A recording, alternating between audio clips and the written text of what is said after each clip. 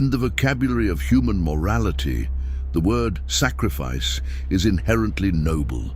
We view it as the ultimate expression of love and duty. A soldier jumping on a grenade to save their comrades, a parent starving so that their child might eat. In our reality, sacrifice is a beautiful, voluntary tragedy, a temporary loss of the self to ensure a better tomorrow for someone else. But if you carry this romantic definition into the 41st millennium, you will completely fail to understand the architecture of the Warhammer 40,000 universe. In the Imperium of Man, sacrifice is stripped of all its nobility. It is not a choice, it is not an act of love, and it certainly does not buy a better tomorrow. In this dark future, sacrifice is a brutally industrialized mechanical necessity. It is the fundamental law of cosmic thermodynamics governing the galaxy. You cannot create energy from nothing. If an empire spanning 1,000,000 worlds wishes to survive in a universe actively trying to digest it, it must pay a toll. And the only currency the universe accepts is existence itself. Today on Huckrift, we will look past the propaganda of heroism and martyrdom. We are going to deconstruct the horrifying zero-sum economy of the 41st millennium. We will explore how the Imperium of Man is not a civilization that happens to endure sacrifices, but rather a colossal galaxy-spanning furnace designed specifically to burn human souls as fuel.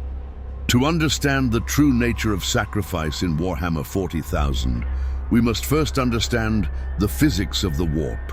In most science fiction, faster-than-light travel and interstellar communication are powered by fusion reactors, antimatter, or zero-point energy.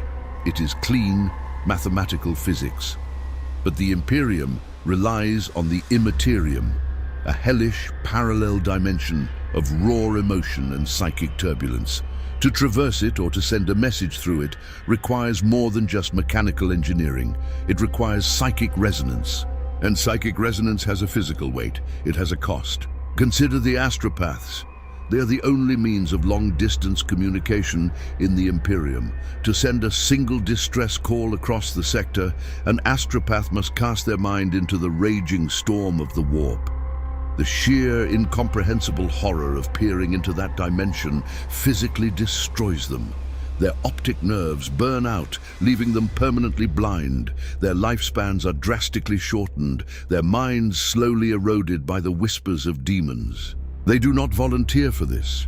They are drafted, genetically altered, and soul-bound to the Emperor in a traumatizing ritual, all so that a planetary governor can send a supply requisition. This is the baseline reality of the Imperium. Magic is not free. Miracles are not divine gifts. Every time a ship crosses the void, every time a message is received, a piece of human essence is permanently incinerated. The Imperium operates on a thermodynamic law of suffering. For the machinery of state to move 1 inch forward, a human life must be consumed in the engine. This economy of consumption reaches its terrifying zenith at the very heart of the Imperium, the golden throne of Terra. We are taught to view the Emperor of Mankind as the ultimate martyr, enduring 10,000 years of agony to keep the Astronomicon lit and the warp gates closed. While his suffering is undeniable, this narrative conveniently masks a far darker logistical reality. The Golden Throne is a failing ancient machine. It requires a constant, uninterrupted influx of psychic energy to function. It requires 1,000 human Psykers every single day. Let us strip away the religious grandeur and look at the sheer, terrifying logistics of this mandate. To feed this machine, the Imperium operates the League of Black Ships.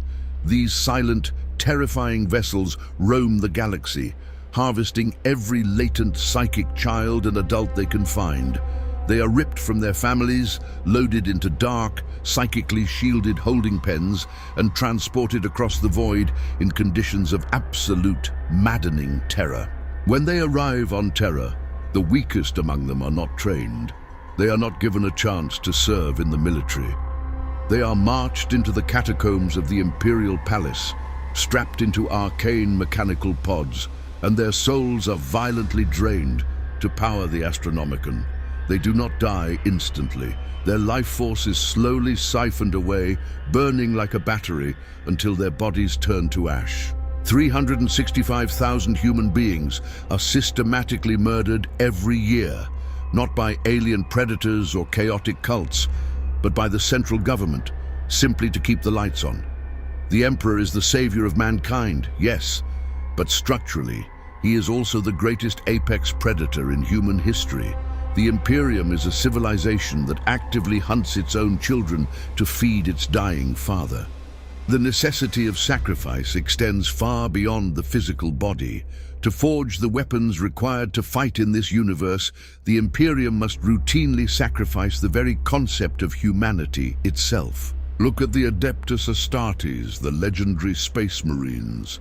They are hailed as the angels of death, the ultimate defenders of mankind. But a space marine is not born. He is manufactured through a process of profound, unforgiving sacrifice. The Imperium does not recruit grown men who wish to defend their homes. They recruit children. They take boys, usually around the age of 10 to 12, from the most brutal, nightmarish death worlds in the galaxy. They subject them to agonizing genetic surgeries, implanting extra organs, expanding their rib cages, and flooding their bodies with biochemical cocktails. But the physical torture is secondary to the psychological eradication. Through hypno-indoctrination and decades of brutal warfare, the child is murdered from the inside out. They are stripped of their ability to feel normal fear, romantic love, or deep sorrow. They are disconnected from the very species they are supposed to protect. A space marine cannot relate to a human being any more than a human can relate to an ant. To save humanity from the horrors of the cosmos, the Imperium had to create protectors who are fundamentally inhuman. The sacrifice here is not just blood, it is the soul. The angels of death are the tragedy of innocence placed upon an altar. The Imperium sacrifices the child to forge the sword. This brings us to the ultimate suffocating horror of sacrifice in the 41st millennium. In any rational narrative, a sacrifice is a transaction. You pay a heavy price today so that you do not have to pay it tomorrow. You sacrifice a generation in a great war so that the next generation might know peace. But the Warhammer 40,000 universe operates on a broken ledger. There is no return on investment. When a regiment of the Imperial Guard charges into the jaws of a tyrannid swarm, leaving millions of dead in the mud, they have not secured a lasting victory. They have not brought the Imperium one step closer to a golden age. They have merely bought the planet another month of miserable, agonizing existence before the next swarm arrives. When the tech priests of Mars lobotomize a citizen to create a mindless servitor, they are not building a path toward a post-scarcity utopia. They are just trying to keep the rusted gears of a failing factory turning for one more production cycle. The sacrifices of the Imperium are a bottomless pit. They are pouring oceans of human blood into a cracked vessel that can never be filled. The galaxy is stuck in an endless loop of triage.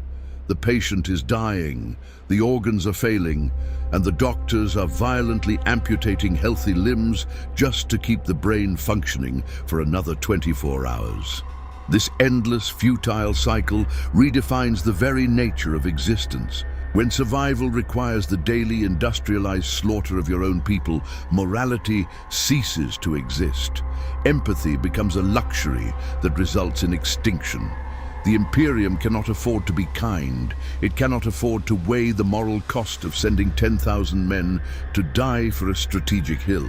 If they hesitate, the hill falls, the continent falls, and the world burns. They have built an empire so massive and surrounded by enemies so unfathomably hostile that the only way to balance the cosmic equation is through a constant, unrelenting hemorrhage of human life.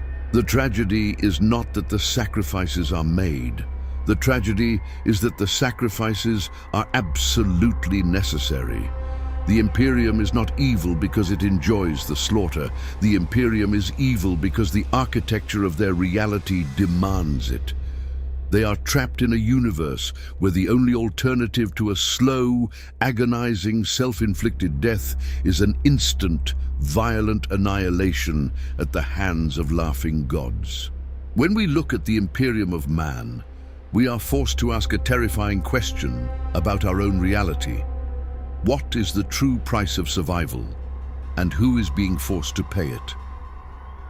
The 41st millennium is a mirror reflecting the darkest extreme of the human condition, a place where life is no longer a gift, but merely fuel for a dying fire. If you have the stomach to keep exploring the deep philosophical abyss of Warhammer 40,000, do not walk into the dark alone. Subscribe to Hack Rift. Descend into the archives in the comments below and tell us if the survival of the human race required the industrialized sacrifice of its own children, would humanity even be worth saving anymore? This is Hack Rift. Thank you for staring into the void with us. Until the next transmission, keep questioning the dark. To survive in a universe that actively hates you, the price of existence is paid not in courage, but in the calculated, relentless consumption of your own.